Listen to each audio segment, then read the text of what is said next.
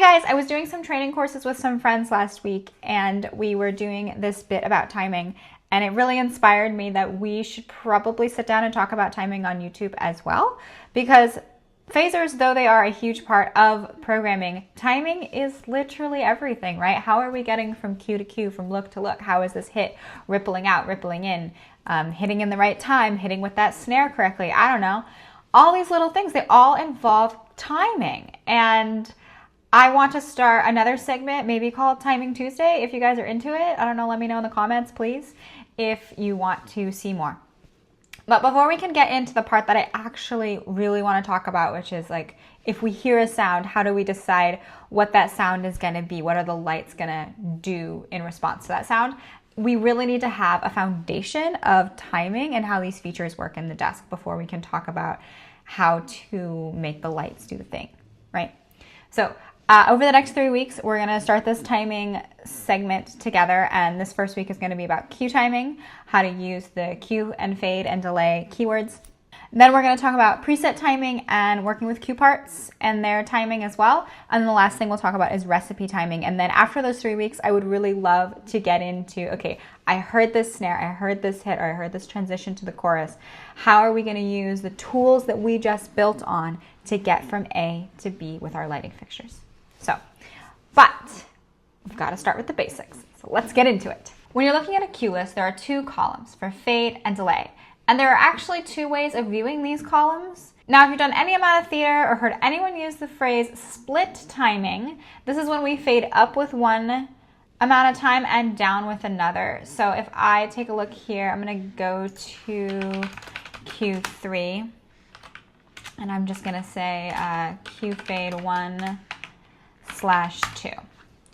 So this is what I'm referring to when I talk about split timing. I'm fading up in 1 second and down in 2 seconds. With this way of viewing the cue timing, I'm seeing it all in one column. This is my preference of seeing it. However, there's a second way of viewing it if this is not your preference. So up here in the MA button in the top left-hand corner, I will turn off condensed timing. And when it's off, for now, my cue in, I can see I have a fade and delay, and so they are separate for cue in and then cue out, so fade and delay. So I can see my cue in on Q3 is 1 and my fade out on Q3 is 2. So if you want them separated and you want to be able to individually edit each of the cells, then this is the way to go. I personally prefer it when it's on, so I'm going to leave it on. And if I wanted to edit this manually, I would say like 1/6. So we're always just thinking with that slash, so like, and the up fade is always first, down fade is always second. So same is going to be the delay. So the up delay and the down delay as well. Now, how do I talk to these cells directly? You can see I can edit them. I get a pop-up calculator, I type in, right? These are the normal things we do throughout the whole desk. But if I want to do this with a keyword, this is when I would use the cue fade keyword. So if I am looking at my keyboard, I have this time key. So time is going to put cue fade into the command line. And then I could say 2, please. And then this would set the cue that I'm currently in, which is Q3 to 2. Now what happened in the command line feedback, I can see it added the set keyword in front of cue fade. It did this automatically. So set is a verb in the desk, and we have to remember that every piece of syntax that we do inside the console always has to start with a verb. So set cue fade 2. But it's going to assume that if I click the time key and I say 5, please, it's going to assume I want set, right? This is the only option that it really has. So it's filling that in for you, saving you a keystroke. If I want to say, I want you to go up in one amount and down in another amount, I would say time 2/4, and then this will set 2/4 for the cue I'm in.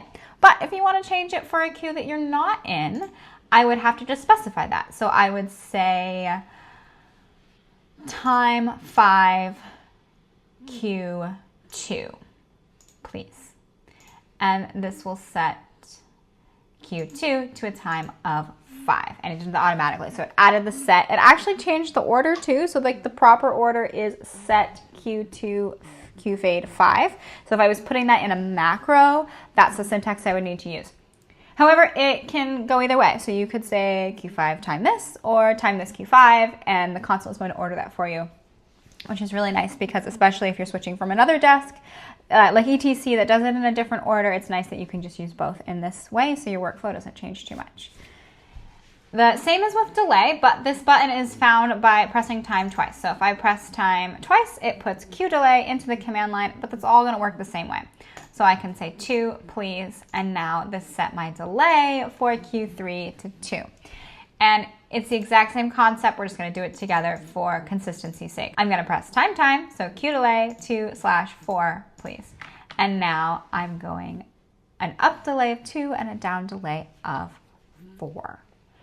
This is just a little bit about the Q delay and Q fade keywords. Come back next week for our next installment all about timing.